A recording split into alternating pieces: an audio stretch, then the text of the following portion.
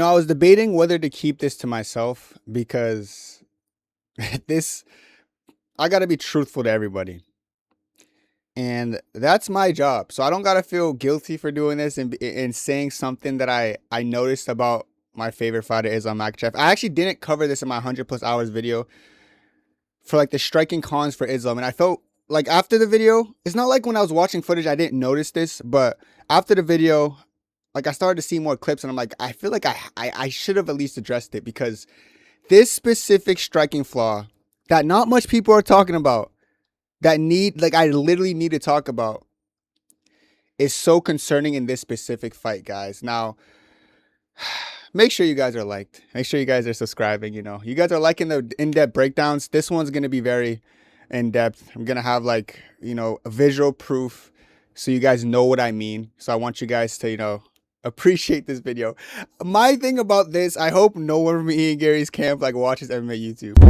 I trust Ian Garry's off of social media, but I hope no one in his camp is yo, look at this, man. Because this flaw specifically is something that, how do I explain this? You guys know flaws you see from fighters like DDP. You could say DDP has so much striking flaws, but when no one really exploits it, you can't really call it a flaw because it hasn't been exploited, but that's not true. That's what I thought initially, but I'm starting to realize that's not true. A flaw is something that can be exploited, so it should be taken note of because when the opportunity comes up, if someone knew that this was a flaw, they could easily expose the flaw, So this is a very big striking flaw, specifically for a fight like this, guys. So I got to come clean with it. So that's what we're going to be doing in this video. Like I said, make sure you're liking and subscribing, guys. Let's get into it. I'm nervous for this video. I don't know. I feel like you guys are going to know the flaw when I bring it up, but it's almost like I feel like I'm hiding it. Gatekeeping it, and I'm just letting it out. But we're gonna go through it, guys. First of all, before I even get into this, guys, I made a tweet and it upsetted people. Now in the tweet, I'm going to put the screenshot up. I pretty much said this is the only fight that I don't see Islam Makhachev have a striking advantage over. And then I was getting a lot of comments from the hardcore Islam fans, which I'm a hardcore Islam fan. I think what separates me from a lot of people is that I might love a fighter, but I tend to be very objective, especially going into a fight, because expect the worst for both case scenarios when I'm doing footage. That's how I kind of think of it. I'm like, okay, I really got to get into these fighters. I got to analyze them more deep than anyone would. And I know hardcore fans don't like doing that because they don't like looking at their favorite fighters and pointing out what they do wrong. It's tough. That's why I do it. That's why I let you guys chill. I do the research, But the tweet's catching heat and everyone's like, oh, you guys said this about JDM, Dustin, Rogue, blah, blah, blah. And I replied, I didn't. I didn't say that I knew Islam was going to have the striking advantage in those fights specifically because I know Islam Makhachev's striking style more than you and more than most people in the world, because most people just watch the fight and forget about it. They don't actually actively go back and rewatch the fights multiple times, analyzing the small details. I knew Islam was going to have the striking advantage in every single one of his UFC fights, guys. And I just I hate to say it, even though the fight hasn't happened yet, I do understand that strike for strike, it's going to be very different in this fight. There's the length. There's Ian Garry as just a different type of striker. I actually think Ian Garry is such an underrated striker. I know everyone rates his striking pretty highly, but the fact that people actually think Islam is on par with his striking is making me a bit uncomfortable. I'm not saying Islam's going to get completely washed out the water if he strikes. I'm just saying he'll be a noticeable step behind. You guys know on Bilal JDM, it was competitive. The strike stats were pretty similar, but it was noticeable that Bilal was a step behind Jack Della Maddalena. I knew Islam was going to have the striking advantage over JDM. I actually was surprised about how much he had it over because the low kick game plan was beautiful. I knew it was something he could exploit, but I thought he was going to show it the hands a little bit more. But he did outdo JDM pretty simply, and I knew that was going to be the case. This fight, even with his kicking approach, I know Islam loves to kick. It's just different going kick for kick with a guy with longer legs and really solid movement. JDM doesn't really excel in those aspects of fighting, so I don't know why I'm the bad guy for saying something that I view as truthful. I could be wrong. Islam could go in there and literally make Ian Garry miss every shot and just destroy him on the feet. But let me tell you actually what, I got to get to what makes Islam actually good and why it's different for this fight. This is what makes his striking elite, in my opinion. I think he's one of the best strikers in UFC history. Yes, I said it. The takedown threat is the base. So everyone has a takedown threat in MMA because anyone could shoot a takedown. Of course, the more successful you are in grappling, the higher the takedown threat. Islam Makhachev's takedown threat, dale, brother. Perfect. Everyone's scared of it because he's the best grappler in UFC history. But he's really a great reactive. I want to emphasize on the reactive counter striker, which is important. He's a counter striker. All right, with the solid takedown base, guys. His timing's on point. Like, he has a mixed bag. Like, if you overextend, he's gonna catch you with a punch. He also has those kicking arsenals. He has those knee clinches you're gonna see him do. Islam Makhachev's counter striking some of the best. Matter of fact, if you actually look at Islam's striking, like if there's like a highlight reel of Islam's best moments, every single one of them, I'll put money on it, is gonna be a counter for the most part. He did have that solid head kick against Volk, but like most of them are from counters. Like, Islam would do something even where he counters and then he'll chain together like a combo, but it's off the counter. Everything that Islam does is set up from the counter shots, guys. Also want to say something he does really well is that he feints to draw out reactions. And then what does drawing out reactions do? It allows you to make reads, which makes you more comfortable in your counter striking. Islam's whole game plan is off of counter striking, which is why before Jack Della Maddalena, before Dustin Poirier, before Volkanovski, who had that great performance against Max Holloway, like, who's a great striker, which I'm putting it in quotations because he just like gets hit a lot.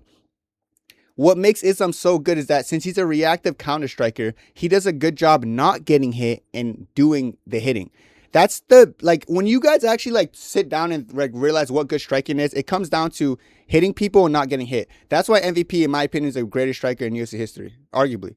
Arguably. I know people are going to disagree. Oh, what do you mean? He's boring. He doesn't get hit and hits people. Well, that's the point. Like, I don't know how to explain to people. The point of striking isn't to go in there and, you know, be like Max Holloway and have the UFC record for absorbing the most significant strikes, but also handing out the most significant strikes. I'm not saying Max is a bad striker, but I'm saying that I personally would rather appraise and applaud someone who does a good job not getting touched and doing the touching. Pause. You know, and that's what Islam does so good. And he does it because his whole basis is off his counter striking, and his takedown threat helps significantly. Like I said, before the Volk fight, I was very confident in him because I knew Volk is a counter striker too, but I know Islam wasn't going to be the one to initiate. I knew Islam was going to be the one who was drawing out the reactions and making Volk miss. Actually, I would say this.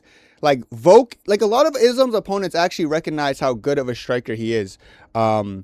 They know he doesn't take too much risk. And I actually could play a clip of you of Volk after the fight and before the fight, but after the fight, most importantly, like him talking about how he understood how good of a counter striker Islam was and like how he doesn't usually take risk. I think that with the striking, I said going in that he has a good eye. I knew he would be good with distance. I knew he would probably look more for the counter. But I think I had him a little bit puzzled, so he was just waiting for the counters. And he was patiently waiting. He didn't bite too much. He did here and there, but like I said, he had a good eye where he would wait for me to come in. He surprised me a little bit on the feet, and I guess I surprised him on the ground. Like, people who study tape like Volk, they understand it because they get it. They know stuff. Like, they know how Islam fights. Islam's striking is really just, okay, you go, and then I'm going to go after you. I don't need to do anything drastic because I have a wrestling threat. So, like, listen, if you're not going to strike and I'm not going to strike, you better be ready to stuff those takedowns. And then the opponent in front of him always having the takedown behind their, in the back of their head. What do you have to do to disrupt the rhythm of takedowns? Ask anybody. It's going to sound crazy what I'm about to say, but like, to disrupt a wrestler, you actually have to bring pressure. Fun fact, I know people aren't going to really like what I'm saying, but if a wrestler is going backwards and then you force them to shoot, their shot's not going to be as effective as if they're the hammer and they're walking you down and they're shooting, which is what made Khabib so dominant. Khabib was a pressure striker who would shoot his takedowns behind it. Islam Makhachev's a counter striker who shoots his takedowns behind everything. So it's a bit of a different contrast. Khabib was more dominant because he could take a lot of damage and he could still continue the pressure and then score the takedowns. What makes Islam unique is that he's a better objective striker because he's a better counter puncher. And I do think his counter striking has a lot to do with training with Khabib his whole life. And Khabib has like relentless pressure. So he had to kind of get accustomed to striking off the back foot and then using his grappling off that. So that's the difference between Islam and a lot of people. Like, these guys are in front of Islam saying, okay, I know he has that wrestling threat. I can't let him like walk me down. So I got to have to try to apply pressure or try to throw something. And in Islam, back in the back of Islam's head, he's like, I know that's what they're thinking. They're thinking that they can't let me take center of the ring and stuff. So let me throw a punch. Let me pressure him. And then once they do that, Islam's out of there. Boom, boom, boom. Or he could do something. I remember against Dustin Poirier, he was out of there. Counter, lean back again, takedown. Like, those shits are Islam because that's what he does so well. Like, everything Islam does in his counter-esque is so beautiful to me. That's why I think he's one of the best strikers. He does something most people don't do. And the feints to draw out reactions and make reads. I always see people like Adesanya, like, I just saw a UFC short, or like a YouTube short not too long ago, about Adesanya even like applauding how good of the feints he was doing against JDM. Islam versus JDM, I was very impressed with Islam's feinting. There was one point, because I always say I over feint, but that's good because they never know when it's coming. But Islam did that in his last fight with JDM. There was points he just was feinting like 12 times before he even threw a jab. This is later in the fight as well, so I was really impressed with that. Because like he was feinting multiple times and making JDM just act out of character. And that's what helped him outstrike JDM in that fight. So people got to realize that Islam's striking is like really good, not just because of the takedown threat, because he's actually good at timing stuff and he's a good counter puncher, but the takedown threat is a very solid base for Islam Makhachev. So that's what makes Islam good, you know. But as I go through these striking pros, you guys are going to realize something. Being a counter striker is great. Having a takedown threat is great. But when you're giving up like nearly 6 inches, I actually don't know the height difference. What, 5'10", like 6'3", not 6 inches, like a little bit shorter than that. But when you're giving up a significant height advantage, and Islam hasn't had to do this yet, it's different because it's harder to counter strike somebody like that. You're going to realize that very soon. Hopefully not. Hopefully Islam just takes him down, puts the beats on him like Dr. Dre. But you're going to realize like Ian Garry doesn't necessarily need to pressure Islam like other people do to avoid the takedown, because he has better movement than a Dustin Poirier, and Volk has really good movement. You know the difference between Volkanovski and Ian Garry? One's 5'5", one's nearly 6'5". That's the difference. So at range, Ian Garry could be doing obliques, stomping kicks. And people kept telling me, Kenny, why won't like Islam just catch the oblique kick? Guys, you know how hard it is to catch an oblique kick? Catching a low kick is one thing. It comes from the side. You can like swoop down, grab your arm. An oblique kick, if you try to go down, catch an oblique kick, first of all, you could get your knee hyperextended even worse trying to like anticipate that. Secondly, you're going to keep trying to catch an oblique kick, which is really hard to catch because it's really fast, and all of a sudden a front kick comes up the middle. So when people always tell me, oh, you're just going to catch an oblique kick, I'm like, I don't think you understand what an oblique kick is, like, or a foot stomp is. They come really fast and they're really hard. Pause. Damn. But they do come fast and they come hard. I'm just being dead ass. That's true. I'm not even trying to joke around. I'm trying to be serious this video. You know, but low kicks are different because they come from an angle and your hands are naturally always by their side, so it's easy to swoop down and grab it. So I just want to clear that up because a lot of people are saying it's going to be so easy for him to catch oblique kicks. Go outside, have your friend throw a stomping oblique and try to see how easy it is to catch it. And then when you fail catching it the first 2 times and they fake an oblique and go for a up kick the middle, you might get knocked out. So yeah, a lot of people don't recommend catching an oblique kick. I'm not saying Islam can't. It is possible. It's just very hard to do so. But the difference between Volk and Garry, even though they both have great movement laterally, is Garry could be throwing those obliques, something Volk can't really do because he doesn't really have like long legs, so he can't really do that. So Ian could be doing that to disrupt rhythm, then circling, and just making it really hard for Islam, who's used to being a reactive counter striker, but Ian Garry is a lot longer than his usual opponents, so they can land and then be out of there. You know, and then when Islam's throwing his counter strikes, he just might be off target completely. And I really love Islam's knees. He uses a great amount of knees against Volkanovski. But like a lot of those, when Volk was like coming in and would overextend and he would just get kneed up the body, or like Islam would walk him down and throw a knee, that works easier on shorter opponents. You're going to notice that. Like, it just works a lot easier on shorter opponents. There's a lot of strikes he does that it'd be harder to land on a lankier person, in my opinion. So like a lot of his things that make him elite, I'm not going to say are completely nullified in a fight like this, but they're going to be harder to execute. So I want people to understand what makes Islam good at striking and why that's a bit different for Ian Garry a little bit. So that's why I'm going to talk about even more later in the video why he's still, like, I believe he won't have the striking advantage, but that's just it in a little bit of a nutshell. Next slide. Why is Islam safety first? Because you're going to see in a lot of these things I'm saying he's safety first. His only career loss changed him. If you guys actually remember him before his career loss, he was a little bit more aggressive in his striking style. He will lead a lot more and he would have success, sure. But like after he got knocked out, he was a lot more tentative and passive, which I feel like helps. It simulates better with his style overall. Like maybe he's used to Khabib, like, because Khabib pressures a bit weird. If you guys like, Khabib doesn't really do the smartest things when he pressures. He's like very loopy, and people would always critique Khabib for his striking style. But if you actually look at Khabib, guys, he did a really good job landing on people. And not like, even if he gets hit clean, he'll eat it. I think the chin difference between Khabib and Islam is a real thing, because they're like, Gaethje would land an uppercut, hook, like Edson Barboza a spinning wheel kick. Like they're literally landing their special attacks. Like if it's a video game, they're landing their special attacks. Khabib, he's like walks forward and keeps going.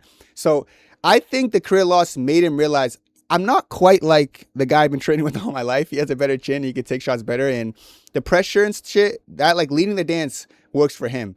Maybe he's a little bit of a better wrestler than me. I'm sure they both think they're like even. But it's just different. So after that career loss, you're gonna notice if you look, because like I said, I watch all his fights. When you after that career loss, there was a difference in the way Islam fights. He's always kind of been like a little bit smart with his IQ, but that loss definitely made him a lot more hesitant. I've noticed. I swear, I noticed it. He makes all his opponents lead the dance like after that fight. Since then, and then like I said, all his opponents say the same thing. Don't just look at Volkanovski interview, guys. Look at like a Dustin Poirier interview. You're gonna see like before the fight, they're like, no, he's a safe striker. He doesn't take much risk.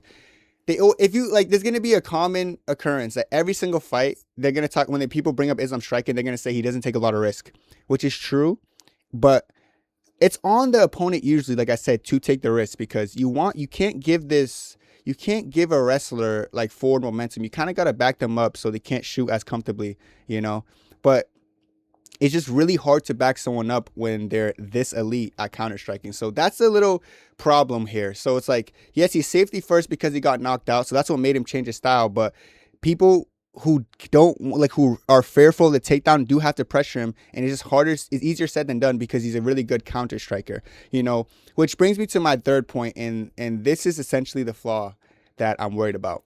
His flaw is he can't lead. So if you, this is the scary part. I really didn't want to say this. He's safety first because he can't lead. Now, I don't like using the word can't lead because he's led some exchanges, but he lacks secure balance when he enters. So he enters, and I notice like his rear foot kind of lunges forward and like it's almost out of place. It's almost like he's switch dancing. You guys know how DDP sometimes blitzes in and he's almost like his foot placement's everywhere. It's very similar with Islam, and the counter is always there. Now, if you like I said, I'm watching back Islam footage and I cringe sometimes. I can't lie. And it's specifically when he leads. I think it was the most prevalent like recently against Moicano. If you guys remember the Moicano situation, like he almost slipped over himself, guys, and like. But that's like Islam on like almost every fucking time he leads, guys. And I know why he did it against Moicano. He almost didn't respect him. So he was like, I don't even respect this guy enough. I could just go in there and knock him out. Like, he's not that good. Like, sometimes Islam maybe believes he is a great striker, which he is. So when someone's in front of him, who he doesn't feel like is like that good, he's like, oh, I could just get rid of him really quick. So he led against Moicano and slipped over himself. And everyone thought it was a drop. He wasn't dropped. He got like hit on the armpit or something. But if you look at the Charles fights, you look at some other fights, guys, you're going to see him lead and like always look awkward or like stumbling over himself, It's very weird. Like, it's a weird thing to watch. Like, it makes me a bit uncomfortable, seeing him try to lead the dance. That's not a good thing. Like, when you have a striking flaw that you can't lead, and I do think it stems from his trauma. I do think it stems from his first loss, because when he did lead, you'll see he overextends himself when he lunges in, guys. Like, his punches are overextending and his feet are just always out of place. That's why fucking Alexander Pantoja's twin telepathy brother fucking caught him. Stupid fight.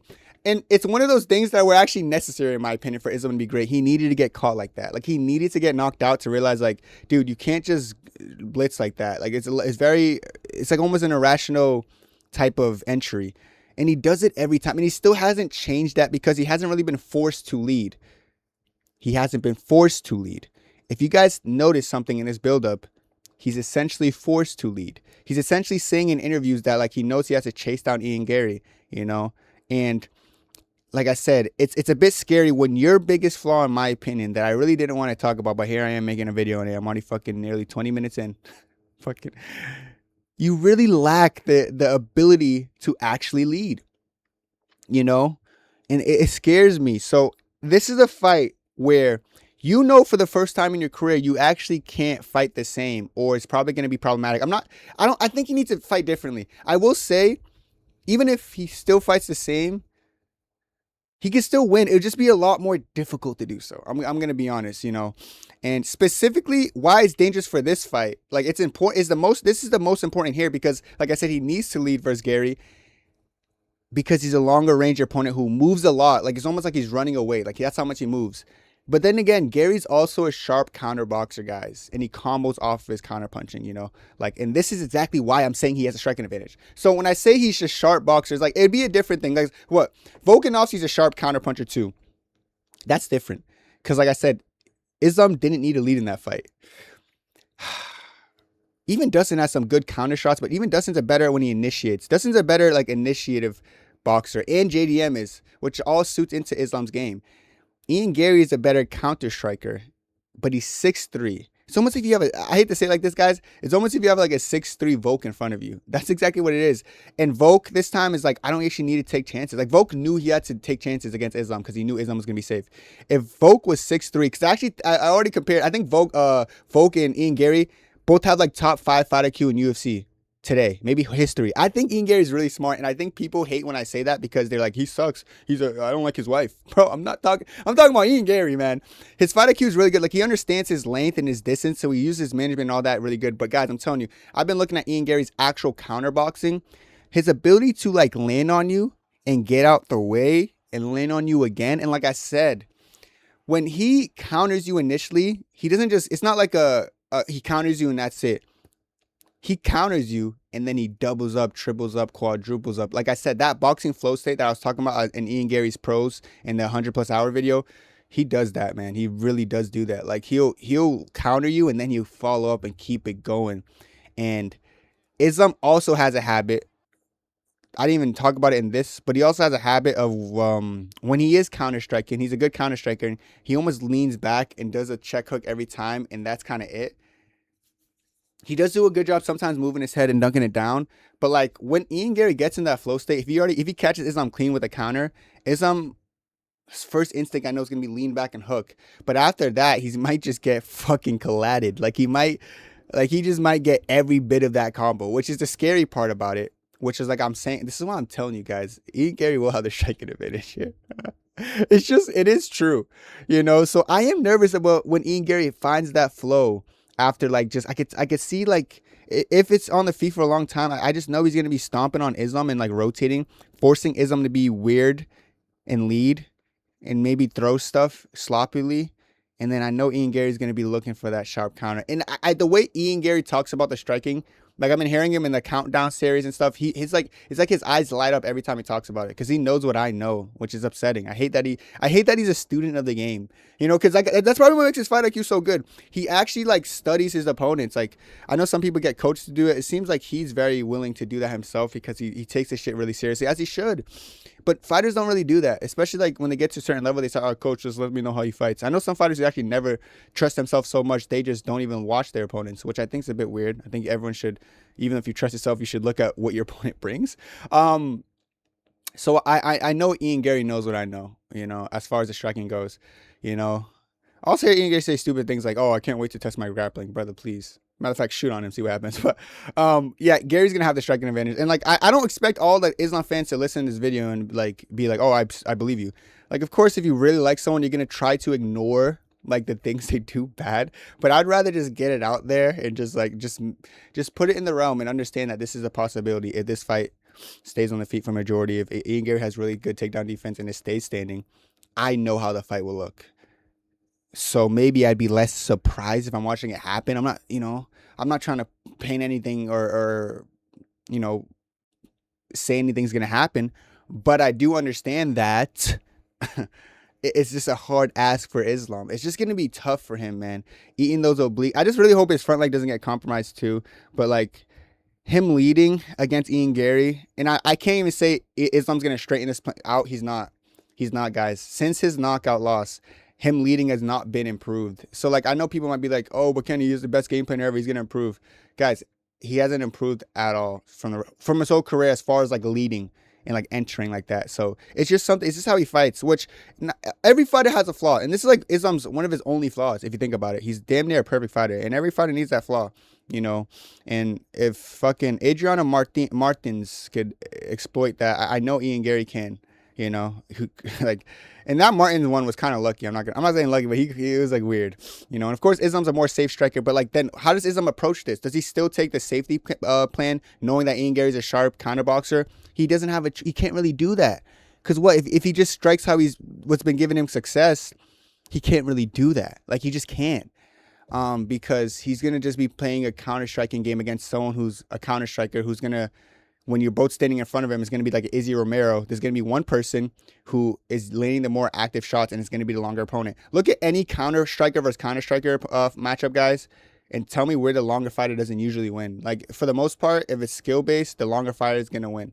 Because they're just going to land from the outside, and they're probably going to land the most shots. That's why when Counter-Strikers go against Counter-Strikers, typically people are going to pick the longer fighter if they're both high-level strikers. And I think both of them are high-level Counter-Strikers, I still think I actually think Ian Garry's Counter-Striking is better than Islam's elite Counter-Striking, but that might have something to do with size rather than actual technique, maybe. I don't know. But, yeah, that's the tough part about going against a counter-striker. And then, like, if Islam does lead, I do think he's going to get caught with some shots. I'm hoping Islam can take a punch. It's like Ian Garry does have power, stifling power, but, like, people be eating his shots sometimes. It's not like he has one-punch power, but Ian Garry does have a pretty strong chin. I remember Shaka was landing pretty flush on him. So that's why this, like, flaw is actually very important here. Because if you have a flaw that you can't lead, and then you have to have a different game plan for your entire fight, and you have to lead, like, for the first time in your career, that's where I could see, like, things being problematic. Which brings you to my last slide. Does that change my prediction? Like, because like I said, I didn't talk about this in my 100+ hours video, and, like, now I'm bringing it all to light in this video. And, like, would it change my opinion, on the fight?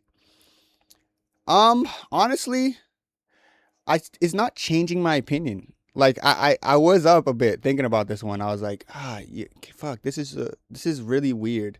Islam is going to have to lead for this time. And Islam knows, like, Islam's saying he knows, like, muscle memory is so real. Like, these guys are human beings. Like, the muscle memory is a real thing.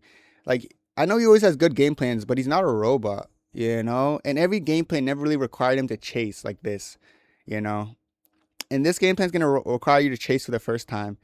You're not the best leader in the world. I actually think his ability to lead is a bit, like, I don't want to say bad, but it's like, it's not very good. And just knowing how sharp Ian Garry's punches, like, counterboxing is, and, like, when he lands a first counter on you, he's gonna just continue it. And then knowing Islam Makhachev defensive ability, which is good, but, like, not great for combos, which is why I was always concerned about Ilya versus Islam at 155. I was always concerned because I was like, Ilya does something where he combos up. Ian Garry does it too. Ian Garry just doesn't have as much mean one-punch power behind it, but he does it too. He really does, man. He really does. Why I still think Islam can and will win is because Islam Makhachev, like I'm saying, this striking advantage might be pretty significant, but I do think the grappling advantage is more significant. It's the Garry lock, man. It's when Islam actually gets you down, he's going to have a physicality advantage over you. Like, he's going to be physically stronger, dude. His hips are going to be just heavier. He's going to get through your guard and your positions really easily once you let go of that Garry lock. Like, I understand his Garry lock is a pure defensive position, but the thing is, once Islam's, like, landing some shots, opens up that lock, gets into half guard, I can see him get into half guard, into full mount really easily, into, like, I really think I keep saying arm triangle, guys, and I really think it's going to happen. I just feel like it's night and day when the fight gets to the ground, it's night and day, it's just different levels. I can't say the same about the feet, which on paper could be objectively true. Here's the thing. I always said this. I said this in my 100+ hour video. It's easier for Garry to impose his plan than Islam to impose his plan, because Ian Garry doesn't really have to fight too much differently than he usually does at all, actually. Not that much different at all. And Islam has to fight very differently on the feet. On the feet. Not really on the ground. Once he gets on the ground, that submission first style should actually suit a longer, weaker opponent like Ian Garry, who can scramble pretty well, but, like, he gives up. Like, there's things, man, I'm telling you. It's like, it's one of those things. Like I said, it's going to come down to fence wrestling in this fight. I want people to understand that. And like I said, Garry has great balance when you're trying to body lock him and take him down on the fence, even trying to trip him on the fence. He has great balance. Islam Makhachev is pretty solid in clinch wrestling as well, So it's going to come down to that. I could actually see Islam even being able to hold Ian Garry against the fence pretty long, because like Shavkat did it pretty easily. Even Bilal did it a couple. Ian Garry, because Ian Garry's, like, so defensively, like, he's, like, so worried about getting taken down that he forgets to separate. So, like, he'll spend a lot of the time, and that's a losing position, But yeah, it's one of those things that, like, it's gonna matter. The takedown defense is gonna be big. Is there a world Ian Garry does really good getting to the fence defending, and every time they separate, he just goes back to obliques and maybe starts countering and finding Islam? And I don't want to say makes it look easy, because I don't even want to think about that. But, like, does really well. Yes, there's a world that happens, and I feel like I could see that world. As in, like, if it happens, it'd be shocking. It'd be very surprising, but it's not something impossible to see for me. With Hamza Strickland, I literally was like, there's no way, There's some fights I'm like, there's no way. I think the more upsets that happen is making me more conscious. So maybe or cautious. So maybe I'm overthinking this. Maybe I know everything I'm saying is true, but maybe I'm like overrating Ian Garry's ability to defend it or something, or overrating his ability to counterbox. But from what I've seen in the footage, and I do believe I watched more than anyone in the world, I think I can say that. I actually think I can say that. There's things I see and I got to take note of. And then for Islam is like, maybe I'm underrating his ability to lead. Like, yes, he stumbles over himself, but like I said, he hasn't been caught since that Martin situation. He hasn't, you know. Then again, he hasn't went against like an Ian Garry type of dude, but like that, he hasn't. It's not like Martin's was long and lanky. He was just someone who caught him. So I could be, like I said, a lot of fighters have flaws, but some of them are just not exploited. Like it's not impossible to exploit DDP's flaws, but the one time we saw DDP lost was like outside the promotion when someone exploited his lazy habits of like sloppiness, you know. But it hasn't happened since, so we kind of all forgot about it. This happened since the Martin situation, so maybe we all forgot about it, and maybe there's a good reason to forget about it because it's really hard to catch him for some reason. You know, Moicano came the close to catching him as of recently, and it was just a slip. So it's going to be an interesting fight. I still do believe Islam Makhachev will defeat Ian Garry, but it will be interesting as far as like how good does Islam Makhachev actually look when he's leading and when he's entering the fray against a longer range opponent who's a really sharp counterboxer. That's what it's going to come down to. I feel like logic in this fight, it's not even illogical to pick Garry off of like logic, if that makes sense. You know, it's not. I'd be lying if I said it was, but it's like I said, the fight hitting the ground, it's like it'd be illogical not to pick Islam. It's one of those fights. It's not like, I don't want to call it like a Van Tyra situation, because the reason I actually ended up going Van was because when Van was actually on his back, from what I saw with the Tessura fight and all his other fights, he'd do something in a butterfly guard and he'll get up, like he'll scramble up.